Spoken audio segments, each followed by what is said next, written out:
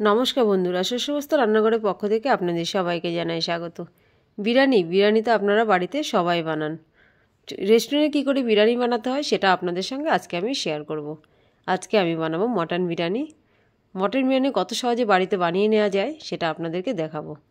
আমি এখানে নিয়ে নিয়েছি 2 কেজি মটন, নিয়ে নিয়েছি 2 কেজি বাসমতি চাল। চালটাকে ধুয়ে 2 ঘন্টা ভিজিয়ে রাখবো। চালটা ধুয়ে ফেলেছি, ভিজিয়ে রেখেছি। এবার নিয়ে নিয়েছি পেঁয়াজগুলো ছাড়িয়ে কেটে নিয়েছি। নিয়ে নিয়েছি একটা লাগান, ওর মধ্যে দিয়ে দিলাম সাদা তেল, ফোড়ন দিয়ে দেবো গোটা গরম মশলা। এবার পেঁয়াজগুলো দিয়ে দেবো, পেঁয়াজগুলো ব্রাউন কালার করে ভেজে নেব।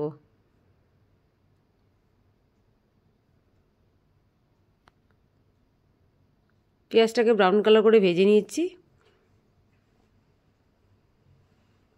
পেঁয়াজ ব্রাউন কালার হয়ে গেছে, এবার দিয়ে দিচ্ছি মাংস।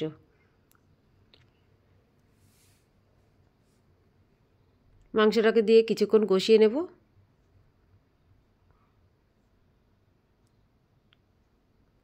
এবার দিয়ে দিলাম আদা বাটা, দিয়ে দেবো রসুন বাটা, আদা রসুন বাটা দিয়েছি। এবার কিছুক্ষণ নাড়াচাড়া করে নেব। দিয়ে দিলাম স্বাদ মতো নুন,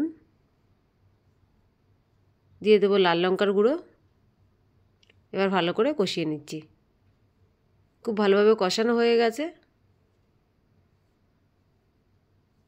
এবার দিয়ে দিচ্ছি টক দই।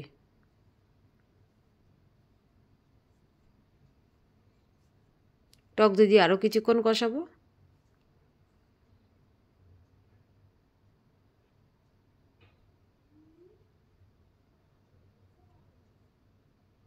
মাংস খুব ভালোভাবে কষানো হয়ে গেছে। মাংসের কালার কত সুন্দর এসে গেছে।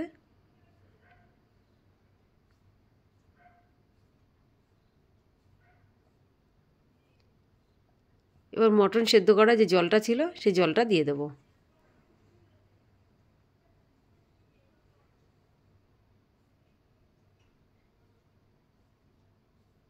ঝোলটা একটু বেশি পরিমাণে দিলাম, যেহেতু এটা মটন সেদ্ধ হতে একটু টাইম লাগবে।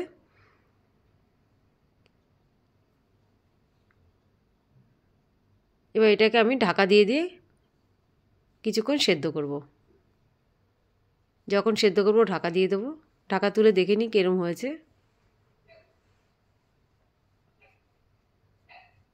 মাটন খুব ভালোভাবে সেদ্ধ হয়ে গেছে, দেখেই বোঝা যাচ্ছে। এবার গ্রেভি থেকে আমি মটনটাকে আলাদা করে নেব। তার জন্য ছাঁকনি দিয়ে তুলে নিচ্ছি।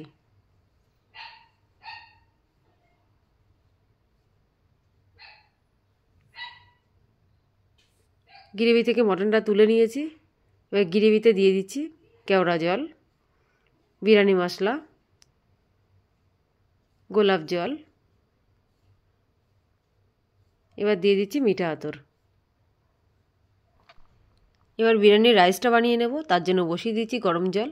জলে দিয়ে দিচ্ছি নুন, গোটা গরম মশলা, এবার একটু আতর দিয়ে দিলাম। জল ফুটে গেছে, এবার চালগুলো ঢেলে দিচ্ছি।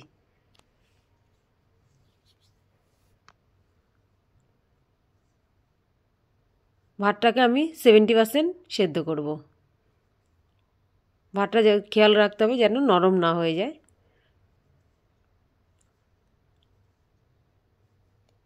এবার মটনের সাথে আলুগুলো দিয়ে দিয়েছি।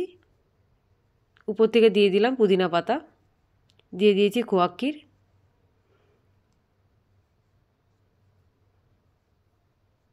এবার রাইসটা দিয়ে দেবো।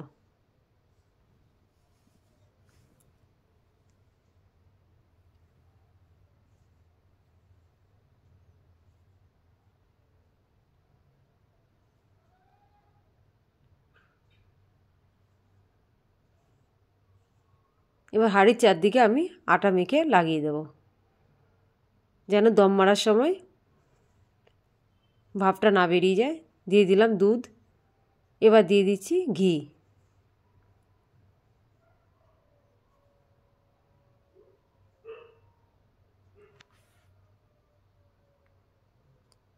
এবার কেশর ভেজানো যে জলটা ছিল সেই জলটা উপর থেকে ছড়িয়ে দিচ্ছি। তাতে কালারটা খুব সুন্দর আসে আর ফ্লেভারটাও ভালো হয়। দম মেরে নিয়েছি, রেডি হয়ে গেছে আমাদের বিরিয়ানি।